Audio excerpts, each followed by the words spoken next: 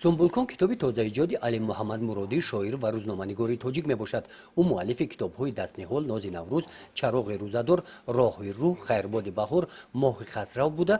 اشعارش به زبان روسی و انگلیسی ترجمه شده است. نوشته‌های علی محمد مرادی ریشه بر نظم هزار ساله کلاسیکی و آثار شفاهی خلق تاجیک داشته، محصول مشاهده‌های بردوام و زحمت پیوسته ایجادی میباشند.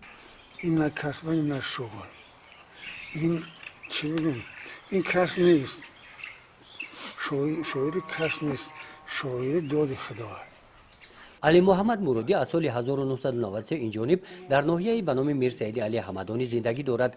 بعد از دوشنبه به زادگاه برگشتن، شاعر و روزنامه‌نگار باغپرور شد. زحمت و تشریف‌های دهقانی او را از کار ایجادی دور نساخت.